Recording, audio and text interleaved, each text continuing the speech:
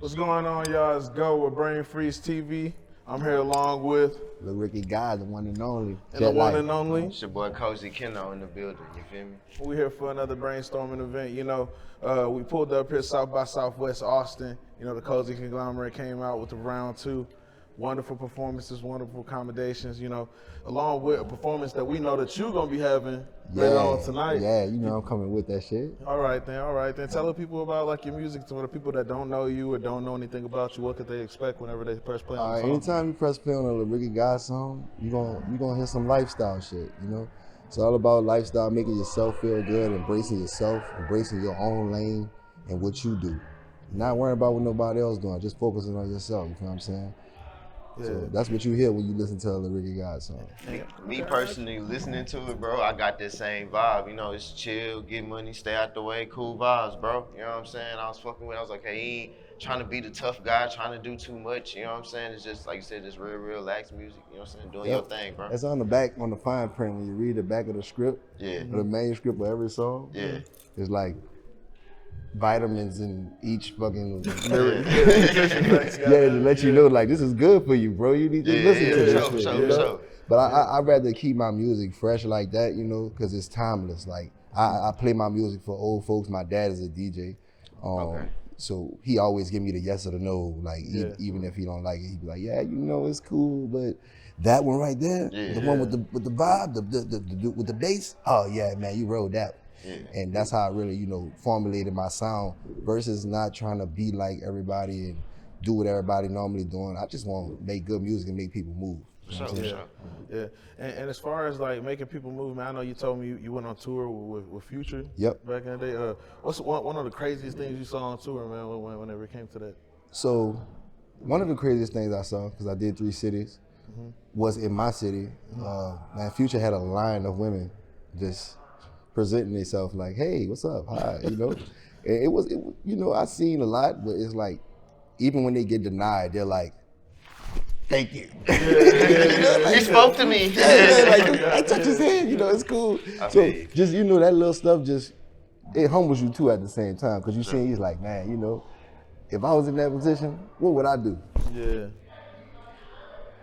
But then it brings you back to reality, like, nah, you know, it's not for me, you know. Yeah, I feel you. But that's one of the craziest things I've seen. And I know it's probably crazy in other cities, but me witnessing myself, it's like, you only see lines like that for Jordans and Apple products. Yeah, you know? yeah. What?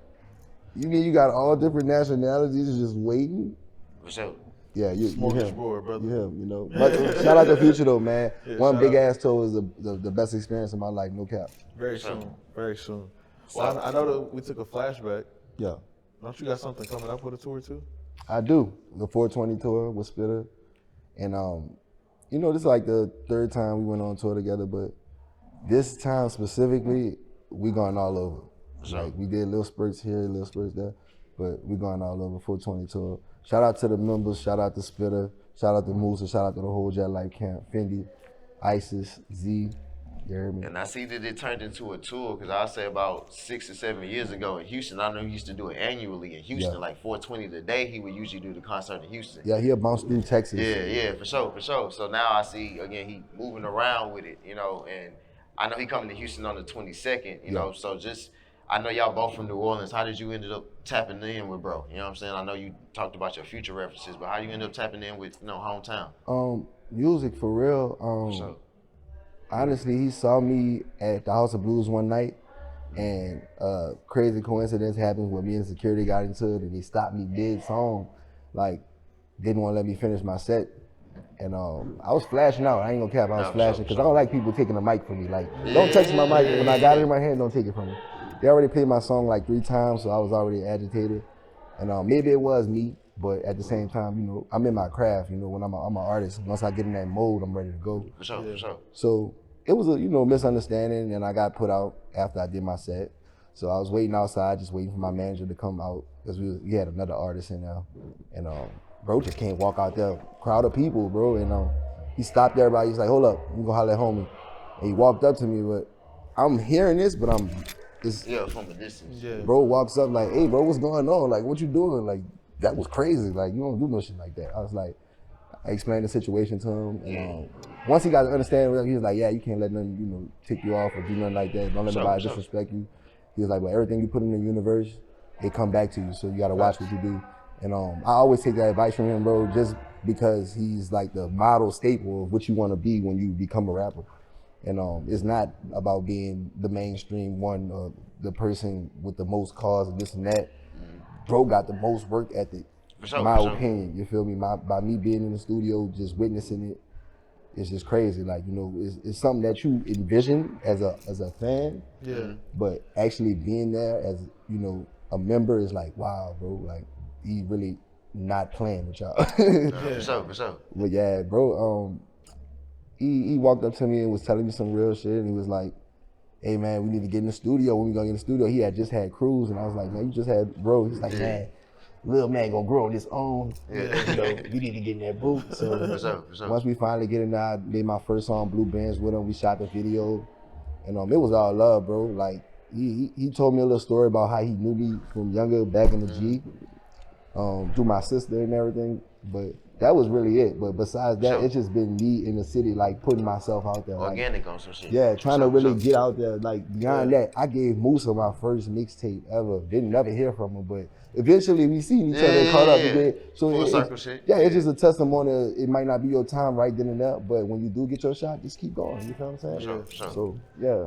And if you had to give like somebody any pointers, like, you know, we all started at Square A. Yeah. You know, in that room, not knowing if anybody would even press play on your shit. Facts. You know, so it's like if you had to give somebody like drops a game, like even picking up tips from these big artists like Spitter, like Future, the people that you had the blessing to be around and kind of soak up from, what would be like the main thing you think that you would want them to focus on or to kind of attack first to kind of let everything else fall? Focus on your message.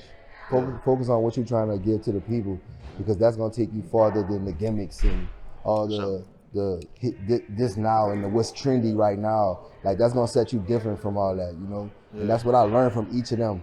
Like Future got people want to be like him. Spitter got people want to be like him.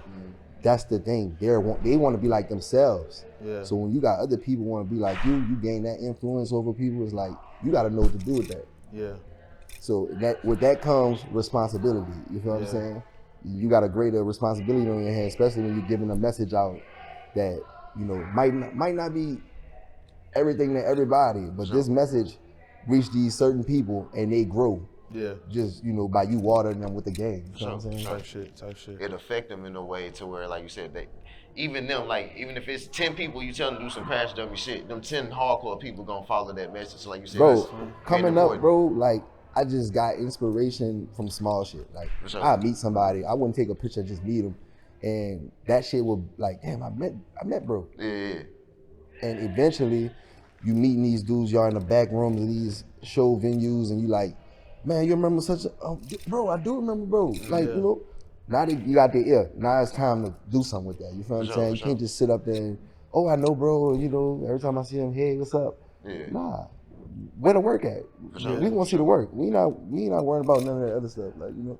And when people see like-minded people like that we just straight with the business, that's when the fun kick in. It's like, oh, we the same type of people. We got to roll. You feel what I'm saying? Yep. So that's what it is, bro. If I could really give anything to any artist out there, I could really just say, stay consistent and be yourself, always. Sure. All right, man. I'm gonna ask a quick little deviation question. Go ahead. You had to compare your whole career or like your sound to one movie. What movie are you at right now in this point of your life? That's a fire question, bro.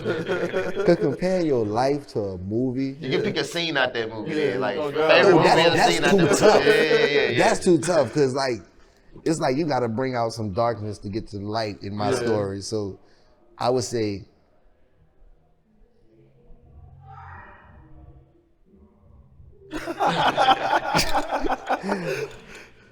I ain't gonna lie, I say Don't Be a Menace. Don't Be a Menace. Yeah. Okay, are you O-Dog, nigga? Like, should I be?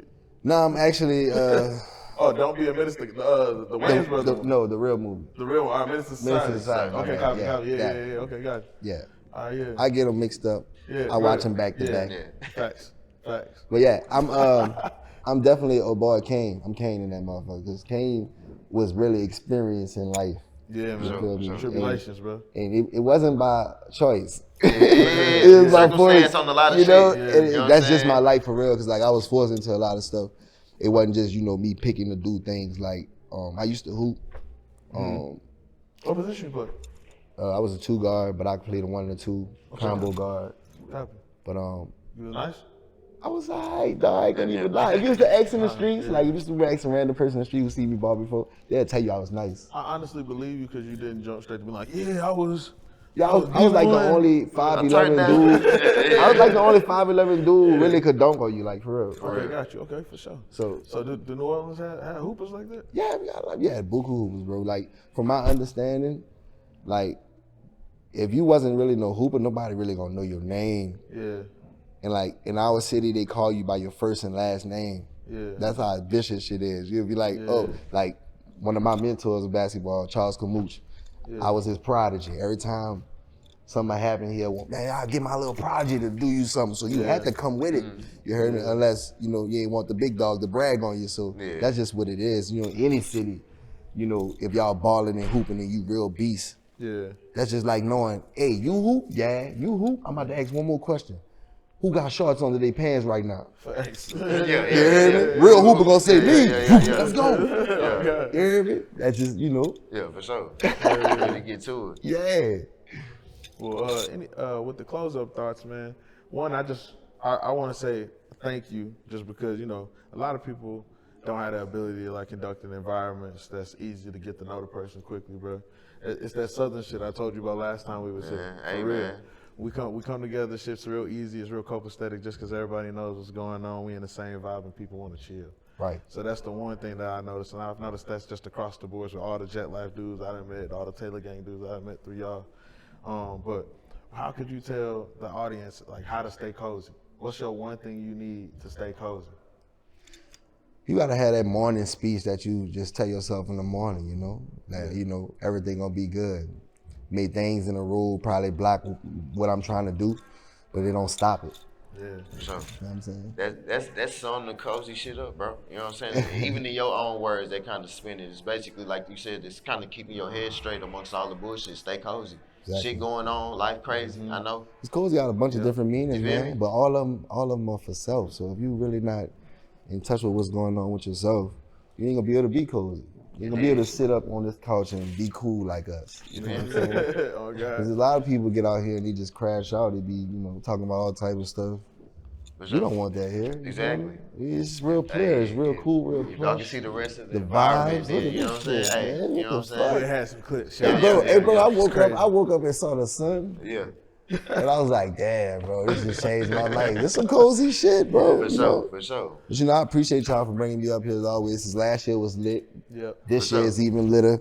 And I know next year is gonna be even litter. We trying to find a way to top this shit, bro. I see y'all just keep coming with this shit, bro. We need to go to Houston, man. Oh, it's lit. We need to go to Houston. That's my second home for real. Hey, that's my home. So that's what I'm saying. Hey, let me know, bro. Shit.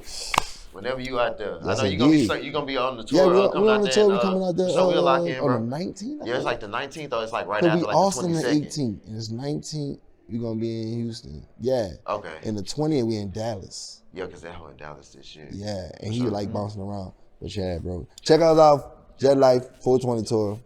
Yeah. Brain Freeze, Kozy. We out. You did.